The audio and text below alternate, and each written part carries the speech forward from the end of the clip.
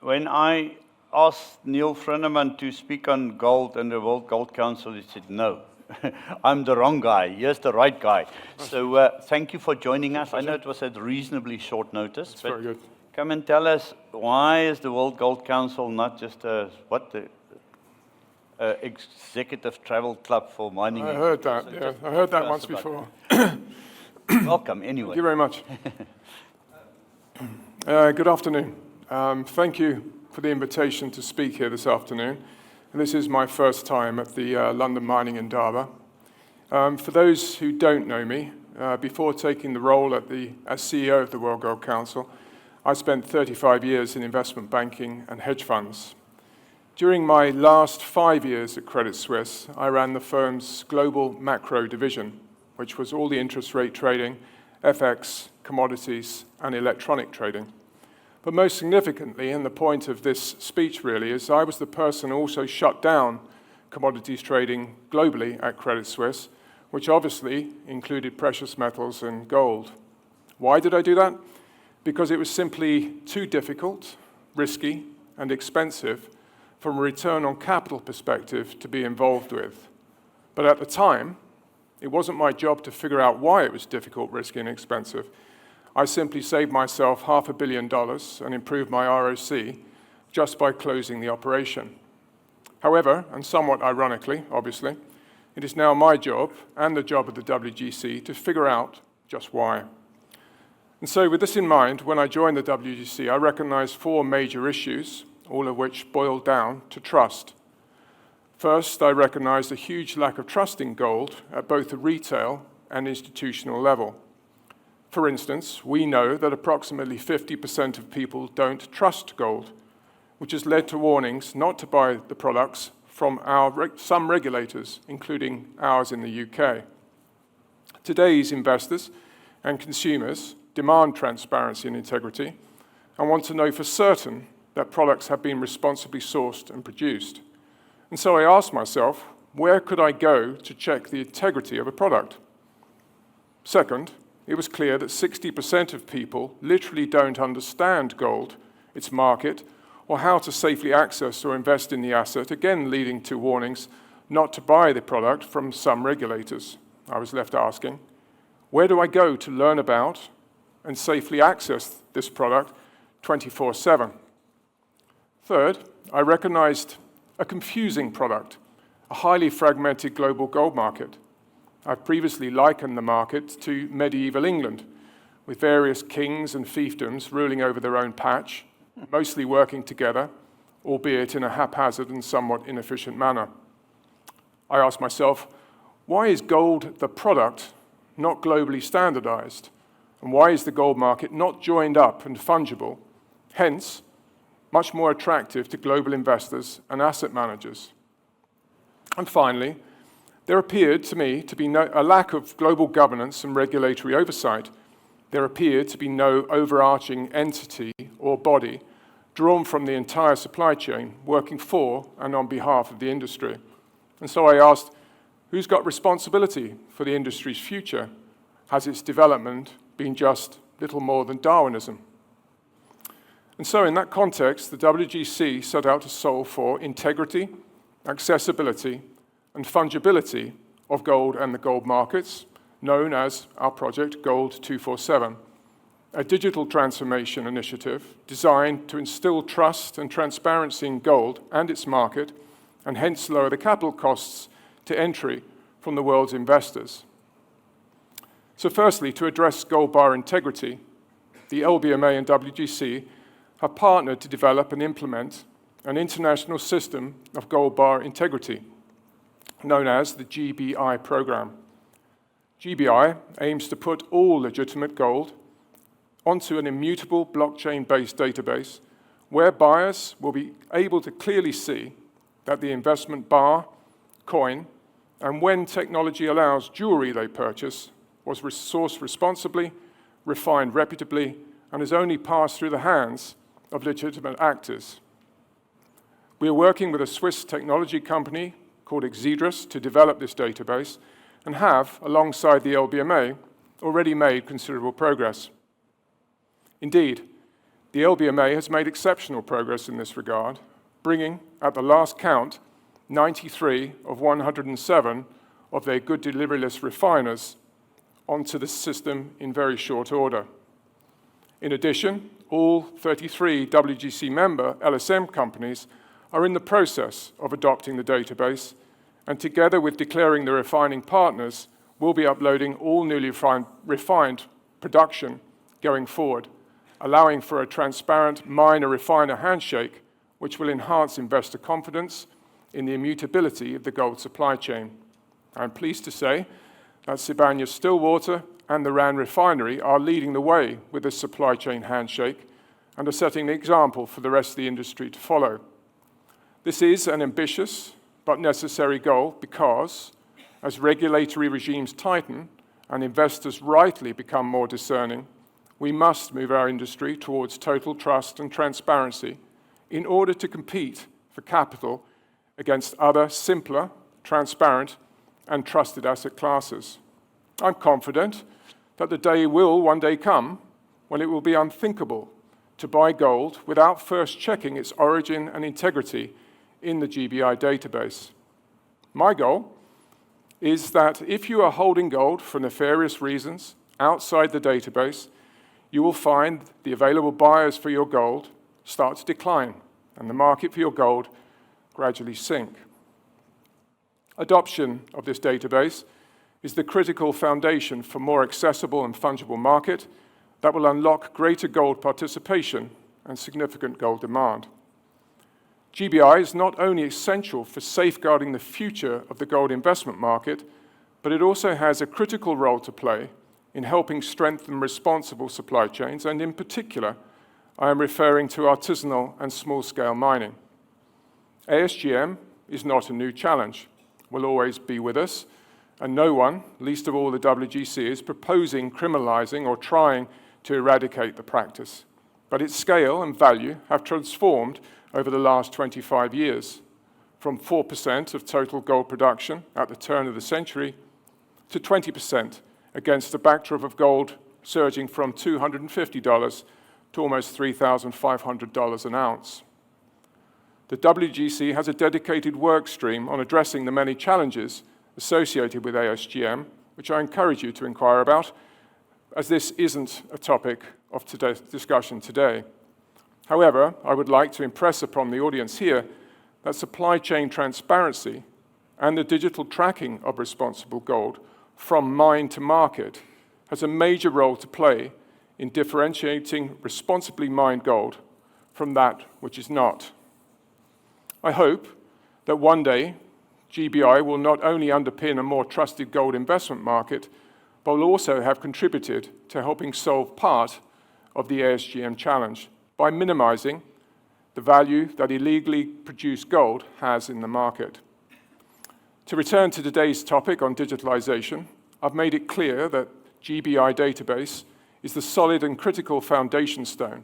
But in addition, we've been forging ahead with what I term our 3 digitalization strands, which solve for both accessibility to and fungibility of the gold market. The first strand is an initiative called Wholesale Digital Gold, an initiative born from a 4-year engagement between the Financial Market Standards Board and all banks active in the gold market, which had, as its ambition, the task of making markets more transparent, trusted, and accessible, principally through digitalization. Wholesale Digital Gold is the next generation digitized ecosystem for wholesale financial market participants to trade, hold, and utilize gold as collateral. Initially focusing on the global OTC market, otherwise known as the 400-ounce good delivery bar market, the WGC has brought together many of the major banks from across the gold market to build consensus on the introduction of a digitalized market to complement the existing physical markets. A digital representation of physical gold can streamline and enhance pre- and post-trade processes, presenting an opportunity for market participants, regulators, and stakeholders to collaborate in developing a new digitalized market framework.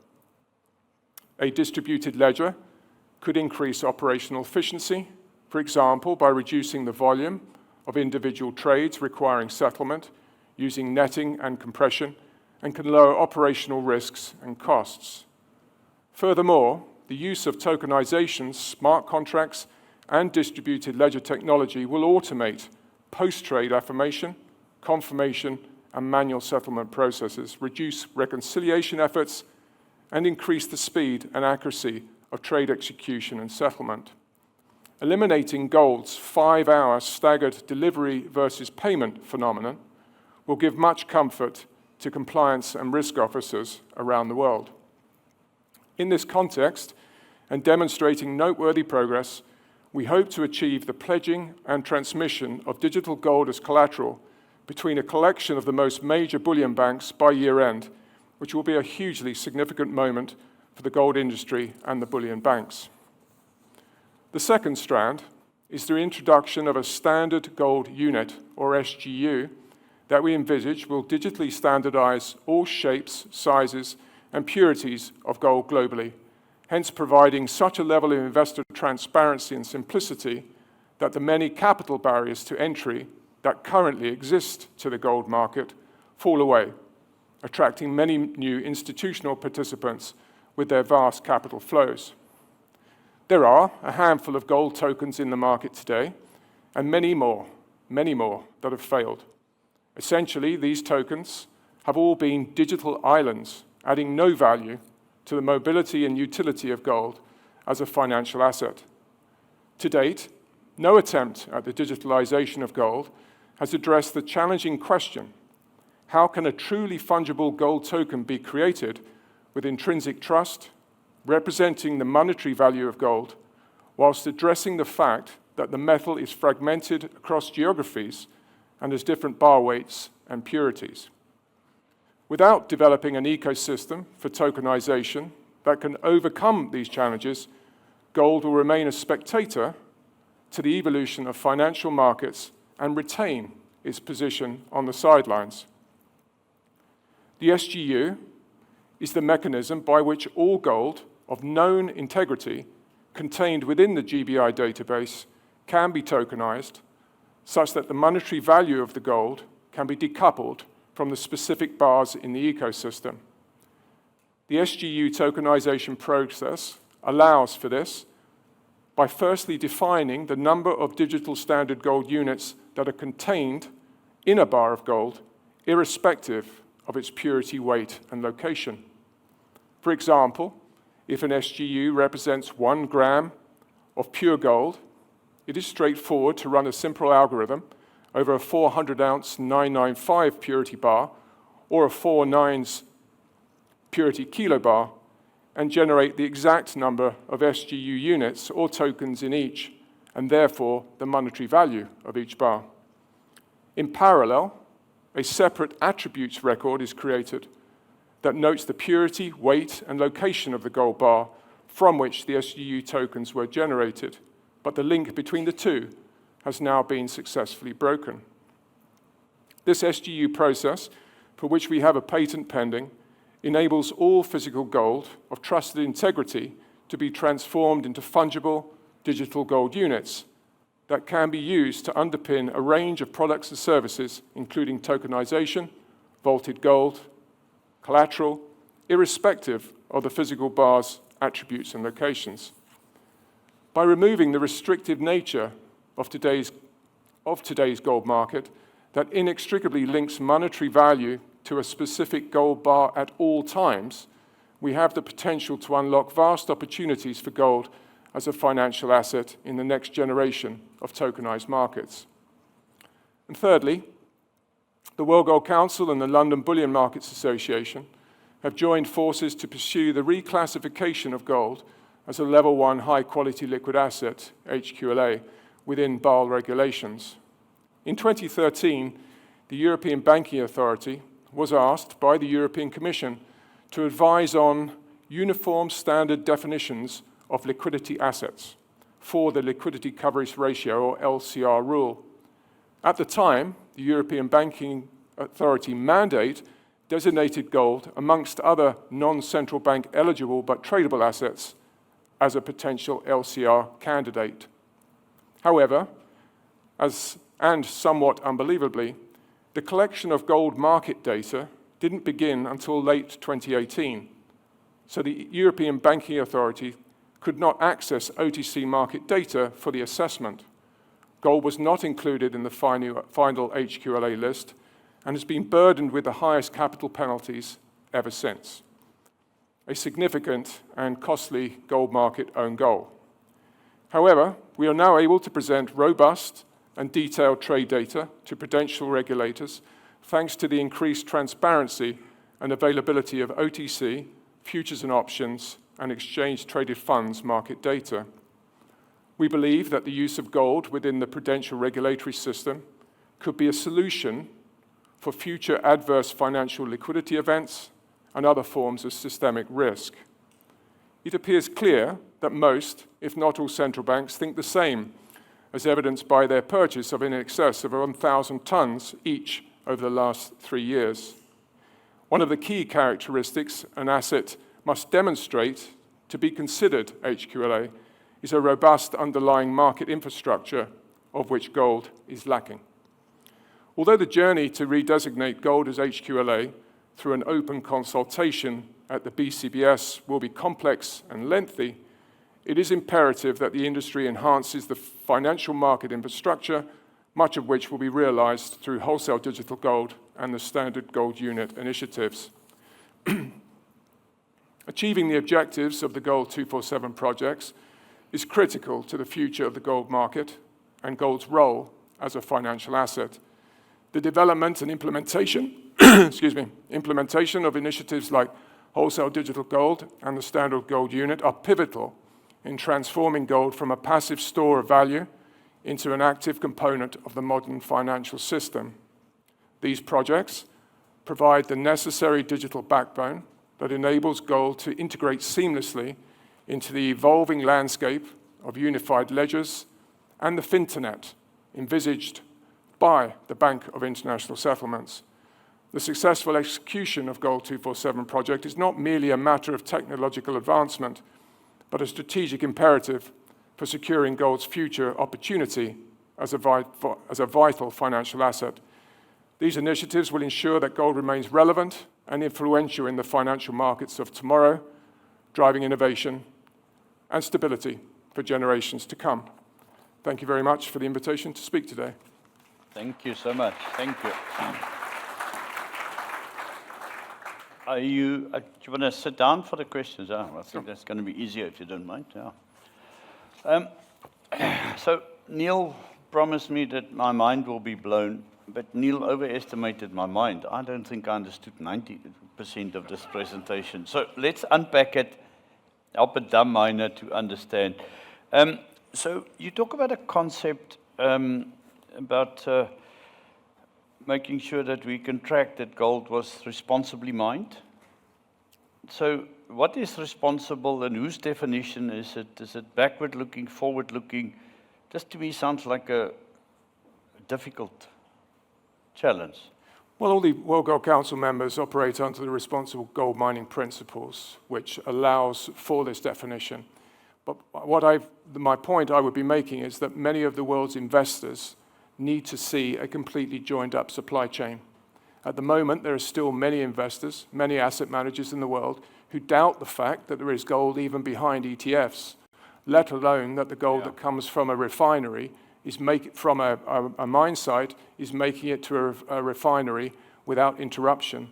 And many of them tell stories, and I don't know personally firsthand, they tell stories of hearing differences in recording of gold shipments from carbon paper through to high-power computer links. It's that disparity and the fact that there are those flaws in the system or differences in the system that give the risk managers and the investment managers of the world disquiet, shall you say, and encourage the capital within an operation to be channeled towards such things as FX, credit, rates, etc. I think I get that part. I'm still a bit stuck. So, well, firstly, we don't really know, or a lot of Americans don't know if there's gold in Fort Knox. But the gold in Fort Knox were mined before these responsible mining rules. So the dilemma is, now you're going to apply rules for the mining from here forward. Yeah. Most of the world's gold has been mined, and those rules did not apply. So isn't this a bit of tokenism? Going forward, no. No, I'll buy that. And Next year's gold we can do responsibly. My point is that you are able to grandfather in, for instance, the gold that is sitting in GLD, GLDM, the two ETFs that the World Gold Council owns, $110, $120 billion worth, because it's London good deliverless bars. They will go into the system seamlessly. Now, you're right that if that bar is 30 years old or 50 years old, the standards by which it was mined are different from today's. But I would maintain that there has to be a starting point, an adult conversation, a line in the sand, after which everything will go into the system if you're going to improve it once and for all. And so I've spoken to many central banks and about the willingness, whether they are willing to put their gold into the database and be recognized for having done that.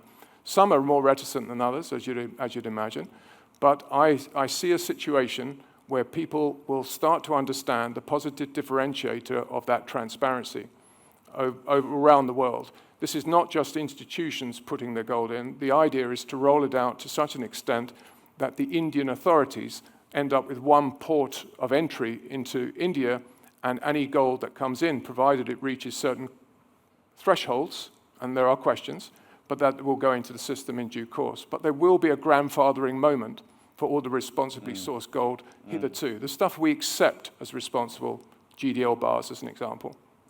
I think I understand. Now, obviously, I was not aware that this ASM, artisanal mining components grown from 4% to 20%.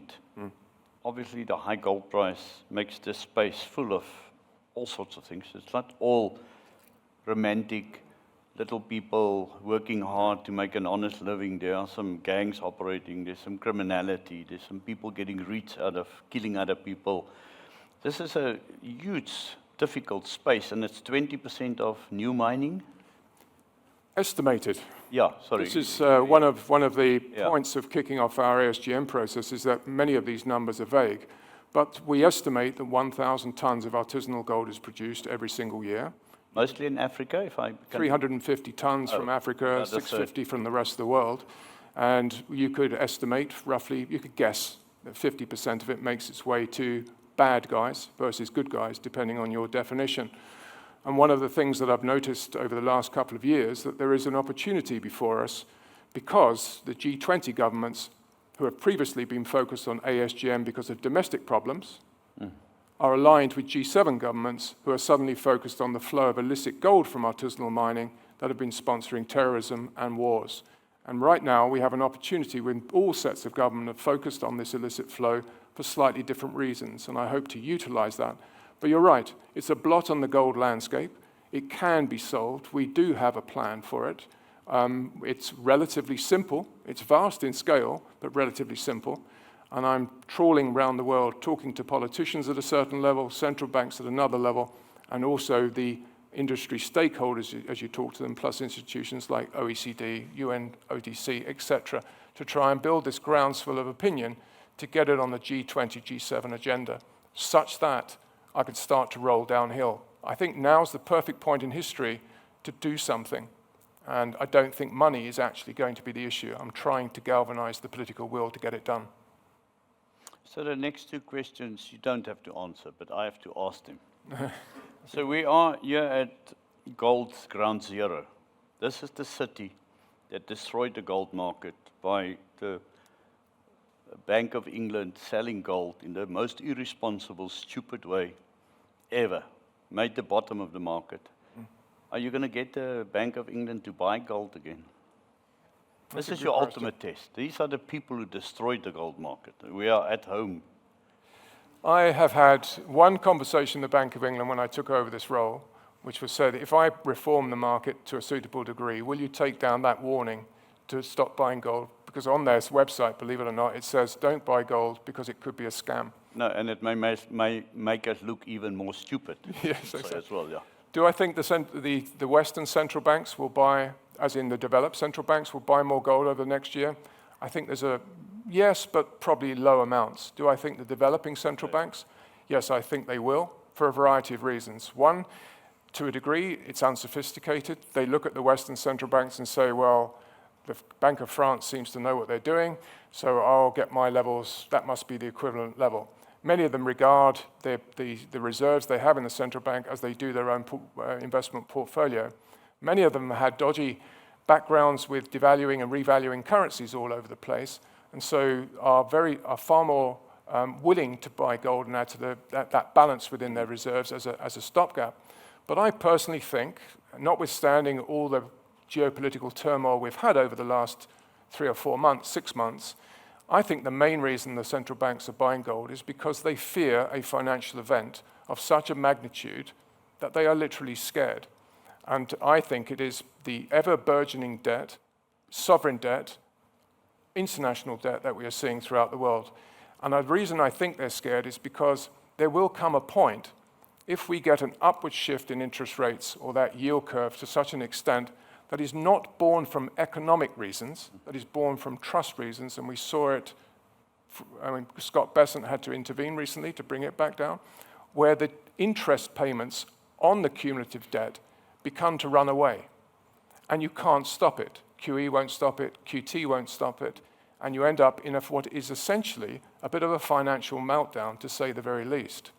And so, do I think they're going to continue buying for that reason until they can feel they've got a hedge in their portfolios? Yes, I do.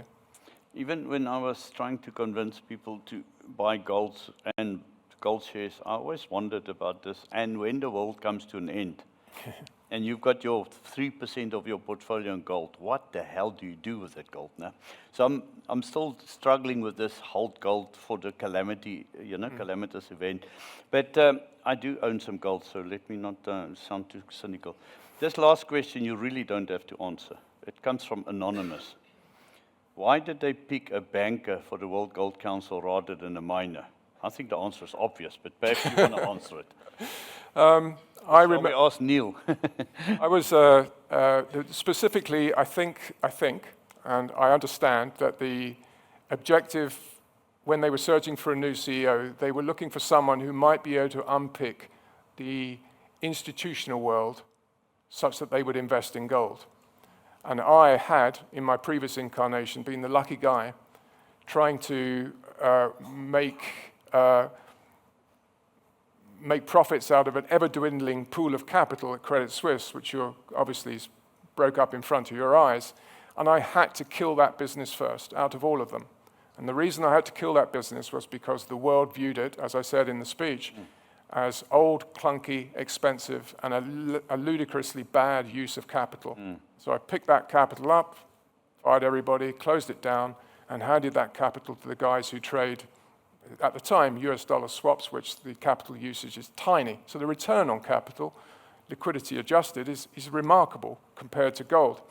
And so when I told I think it was David Harquell, who interviewed me at the time, when I told him that story, I think I saw a bit of a light bulb come on above his head, when I might have an insight into what was necessary to be done to the gold market and the asset and its market, such that institutions will come a-running. And I think we're doing a pretty good job. I'm not sure, but this to me sounds like the analogy of asking the Pope to run a casino now. I mean, but good luck.